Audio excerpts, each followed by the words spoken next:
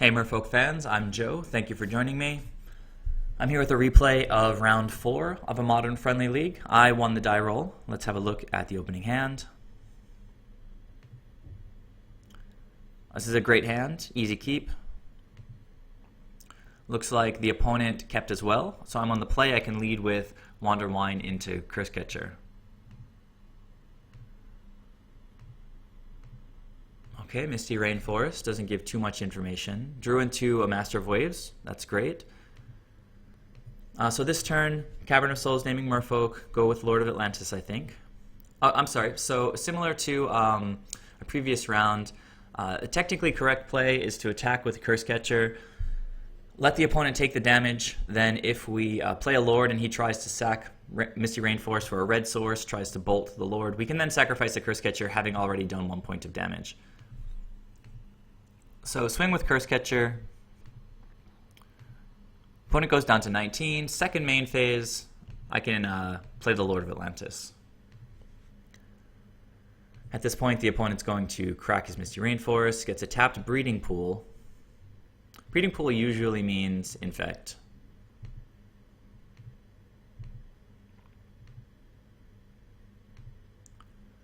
Windswept Heath.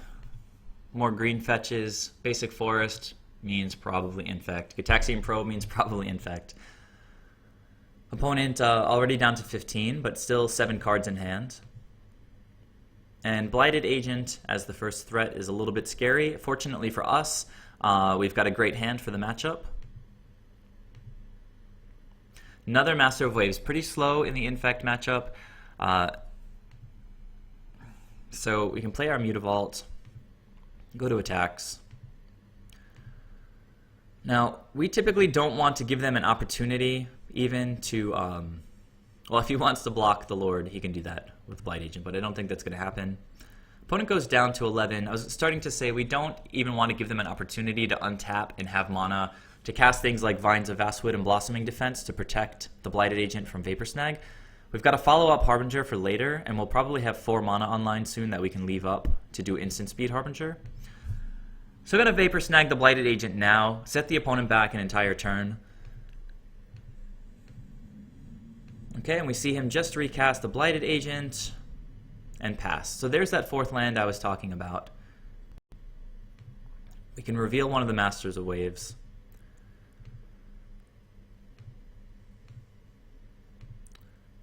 Okay, so I decided here just to swing with Cursecatcher. Potentially playing around like a Mutagenic Growth or Blossoming Defense, eating my Lord. A little bit conservative looking at it in the replay because I had a Cursecatcher on the table. I could have,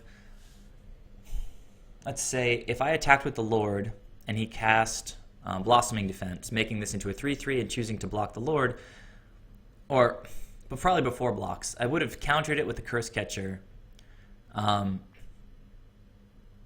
Yeah, and then he still would have taken 2 from the Lord. I don't know.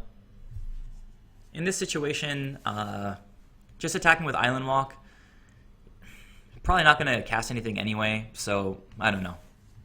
Let me know what you think about this attack here. But the opponent's already down to 8. We just pass, leaving up Harbinger, playing very conservatively against a very explosive deck. No reason to play out Master of Waves here. We've got a decent clock going on.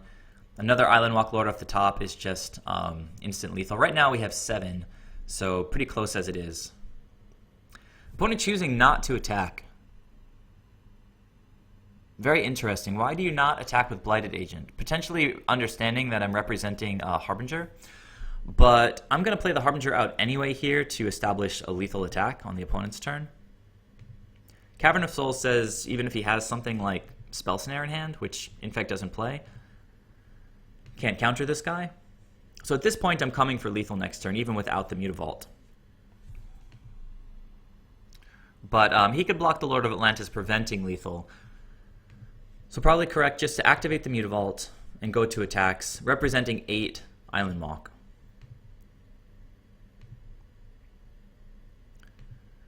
In spots like this, it's really difficult for the Infect opponent because the only removal they really play is, well, I don't know if they ever play Vapor Snag, but I've definitely seen Dismember plenty of times. Dismember is going to cost them 4 life, and if they get rid of the Lord, there's 4 damage is still going to sneak through, so... Go to attacks. Swing with our Island Walkers. And opponent goes to blocks. And yeah, we got him to exactly 0. So the Vapor Snag slowed him down quite a lot. And Island Walk against the turn 1 Breeding Pool was good enough for us to get there. So let's go ahead and look at how game 2 went. Open up the chat. And opponent's going to be on the play, pretty scary against Infect. Have to mulligan, but some excellent cards against Infect. Unfortunately, we don't get to keep them. Oh my god, yeah, I remember this game. I remember this was funny. My wife came in, she came home from work, and I turned and said hello, and then I turned back and I clicked keep instead of mulligan.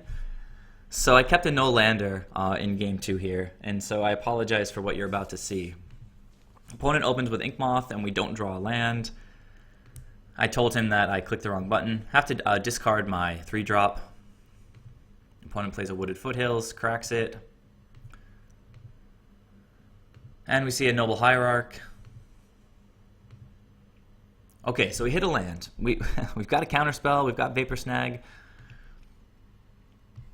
With Inkmoth Nexus requiring mana to activate, and with only the Hierarch beyond that for mana, I don't feel like I'm being threatened for lethal right now. So I feel like it's probably my only window to get a creature onto the table. So I went with Cursecatcher here.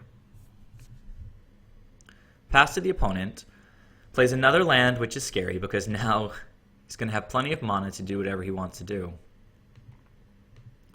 Gets a forest. Activates the Inkmoth Nexus. Mutavault Krosa. Mutavault Krosa.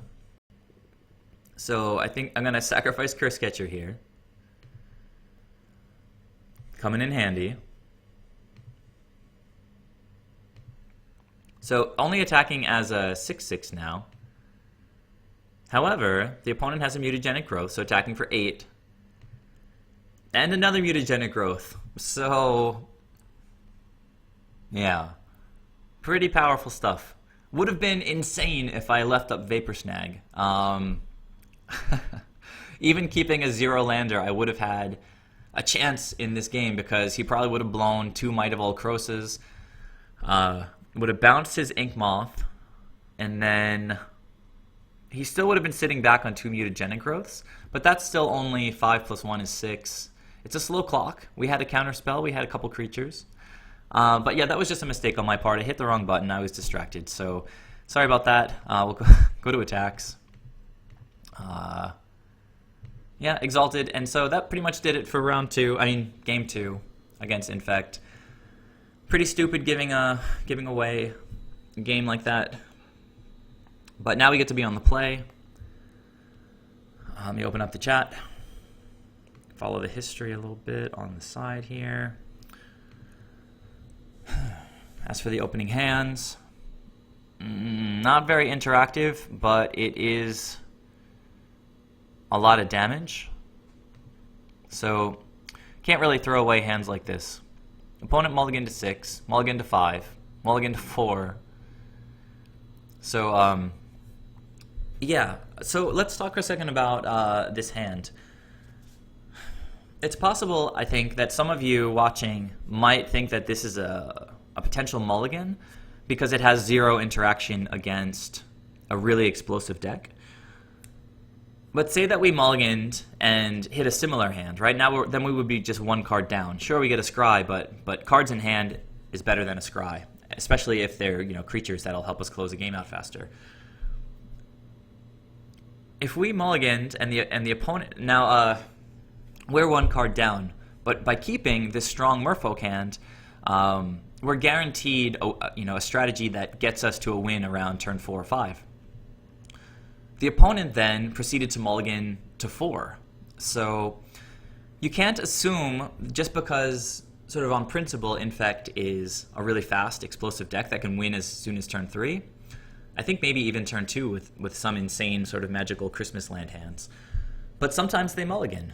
So if you have a really strong Merfolk hand, but just lacks for interaction, you're going to have a couple turns to draw into that kind of stuff anyway. So pretty much in any matchup, even against, you know, like Ad Nauseam or Living End or whatever, you got to keep strong Merfolk hands. We have a plan A, and this hand is 100% plan A. The opponent mulliganed to 4, and so we have a really good chance just to be able to lean on him. So Island, pass the turn. Wooded Foothills pass. Very slow from the opponent. We get to get an Island Walk on Lord on the board. Island Walk Lord on the board. Right. Opponent didn't crack his Wooded Foothills. I guess he's trying to draw into lands. Gets a Breeding Pool down to 17. And pretty scary, he's got the turn 2 Blighted Agent. We drew into a Spreading Seas, so that's totally a possibility right now. But with all of this gas in hand, I think with us on the play, we're still on plan A. I would play out the Reejerey here, I think. And it looks like that's what I did. Next turn, if this guy sticks around, we get to do a lot of tapping and untapping, and then, you know, we can play Spreading Seas next turn. If he wants to activate this Inkmoth and attack next turn, he's only going to have 1 extra mana to cast spells, so doesn't have a hierarch this game. We get to crack for 3, and the opponent is already at 14. We're getting really close to lethal already. We see he's animating Inkmoth on a mulligan to 4. They don't have very much typically, so swinging for 2 Infect, and this is a 5-turn clock. This is not very threatening. So I drew a Silvergill Adept. We're going to get to play a second Reejerey, which, as you guys know, having 2 Reejereys on board makes our 2 drops free. So I can untap that island, and then, you know, I can play a Silvergill. I can then follow up with Lord of Atlantis, follow up finally with Spreading Seas, hitting his Inkmoth Nexus. But at this point, the opponent just scooped. So again, if you're on the play and you have to choose between keeping a solid Merfolk hand with no interaction or mulliganing against an explosive deck 2 interaction, always keep the strong Merfolk hand, because you don't know if the opponent's going to mulligan, you don't know if they're going to keep a slow hand.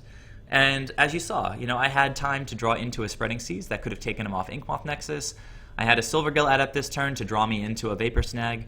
So yeah, that's a good lesson to be learned from this game against Infect.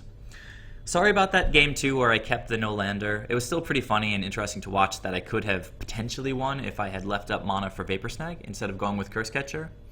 But the opponent pretty much had the absolute nuts that game. That was, I think, a turn 3 win. So yeah, let me know your thoughts, and please tune in for the next round where I'll be playing. I'm currently sitting 3-1, and I'll be going for 4-1 next round. So thanks for watching, guys, and I'll see you in the next video.